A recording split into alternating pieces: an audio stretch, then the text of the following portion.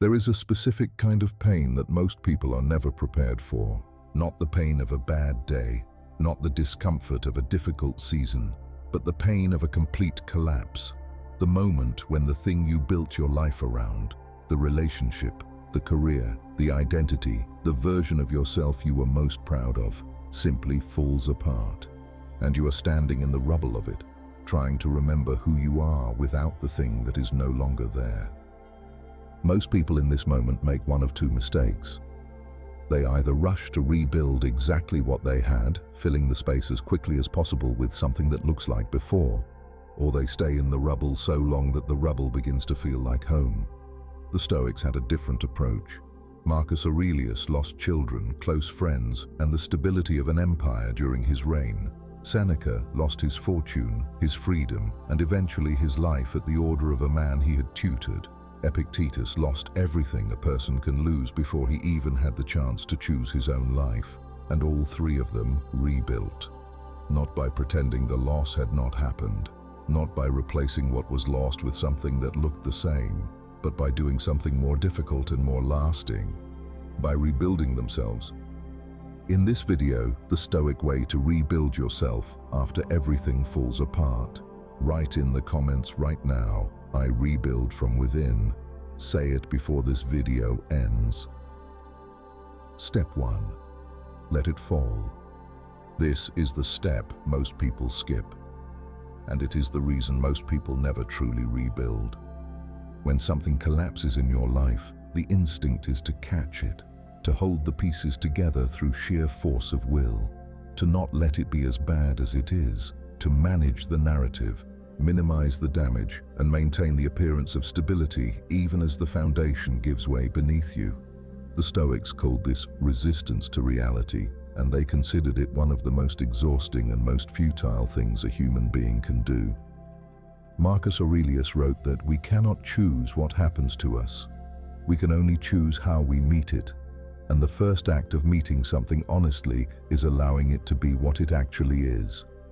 Let the relationship be over. Let the career be finished. Let the version of yourself that depended on those things be gone. Not with despair, with clarity. Because you cannot rebuild on a foundation you are still pretending is intact. The rubble has to be acknowledged before anything new can be built on the ground it reveals. Letting it fall is not giving up. It is the beginning of honesty, and honesty is always where rebuilding starts. Step 2. Do not rebuild who you were. Build who you are becoming. Here is the mistake that costs people years. After a collapse, the natural impulse is to restore, to get back to where you were, to recover the life, the relationship, the career, the identity that was lost, to return to the version of yourself that existed before everything fell apart. But the Stoics would ask one searching question about that impulse. Why do you want to return to the thing that collapsed? Not every collapse is a tragedy. Some are corrections. Some are the universe declining to maintain a structure that was never going to hold. Some are the necessary destruction of something that was keeping you from becoming who you are actually capable of being. Epictetus taught that every loss contains within it a question, not why did this happen, but what does this make possible? The collapse cleared space. What are you going to build in that space?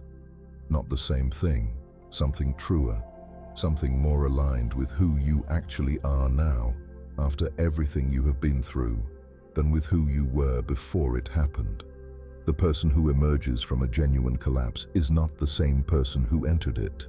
They have been changed by it, and the rebuilding that honors that change, that builds toward who they are becoming, rather than backward toward who they were, is the only rebuilding that lasts. Step 3. Return to what you can control. In the aftermath of collapse, the mind tends toward the uncontrollable. It replays what happened. It imagines what might have been. It worries about what comes next. It examines every decision that led to the collapse and assigns blame to others, to circumstances, or to itself. It spins in the vast territory of things that are already done or not yet determined. This is where the Stoic discipline becomes most practically valuable. Epictetus taught that the path back from any form of suffering begins with the same first step, Return to what is in your power, not the relationship, not the job, not the reputation, not what people are saying or thinking about what happened. What can you actually do today? What is genuinely in your control right now, in this moment, with what you have? Sometimes the answer is very small. A walk, a meal, one honest conversation, one small act of care directed at yourself or at someone else. The Stoics were not idealists. They knew that rebuilding does not happen in grand gestures. It happens in the accumulation of small, controllable actions, chosen deliberately, repeated consistently, until the foundation of something new begins to emerge beneath your feet. Return to what you can control, and start there. However small the starting point is. Step 4. Use the collapse as information. Every collapse carries a message. Most people are too busy surviving it to hear what it is saying. The Stoics listened, not with self-punishment or with the obsessive search for what they did wrong, but with genuine curiosity. What did this reveal? About the structure that collapsed, about the assumptions that held it up, about the version of themselves that was invested in its continuation. Marcus Aurelius treated every difficulty, including the most devastating ones, as a teacher. He wrote that the impediment to action advances action, that what stands in the way becomes the way, that the obstacle is never just an obstacle, it is also instruction. What is your collapse instructing you about? Perhaps it is showing you that a relationship was built on something that could not sustain it. Perhaps it is showing you that a career was chosen for the wrong reasons. Perhaps it is showing you something about yourself, about a pattern you have been repeating, about a belief you have been carrying that was never true. Listen, without defensiveness, without the need to assign blame or to protect your ego from the implications of what the collapse reveals. Because the information contained in what fell apart is some of the most valuable information you will ever receive about how to build something that will not. Step 5. Build slowly and build to last. The urgency to rebuild quickly is one of the most understandable and most destructive impulses in the aftermath of collapse. Because the empty space left by what fell apart is uncomfortable, it is unfamiliar, it does not yet have the shape of a life, and the discomfort of that emptiness can push people to fill it too quickly with whatever is available rather than waiting for what is right. Seneca wrote that the things built in haste rarely last, that the craftsman who works slowly, who tests each element before adding the next, who builds with attention to the foundation rather than the appearance, creates something that endures. The same is true of the self you are rebuilding after a collapse. Do not rush to replace what was lost. Do not fill the empty space with the nearest available substitute. Sit in the discomfort of the emptiness long enough to understand what you actually want to build. Let the values that survived the collapse, the ones that were still standing when everything else fell, guide what you build next. Because those values did not collapse. They held, and a life built on what holds is a life that will not require the same kind of rebuilding again. You are not starting over. This is the most important thing I want you to hear. When everything falls apart and you are standing in the rubble, it can feel like you are back at the beginning.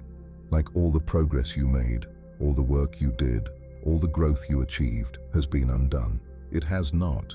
You are not the person you were at the beginning. You are someone who has lived through something, who has survived something, who now knows things about themselves and about life that they could not have known without going through exactly what they went through. That knowledge is not nothing. It is everything.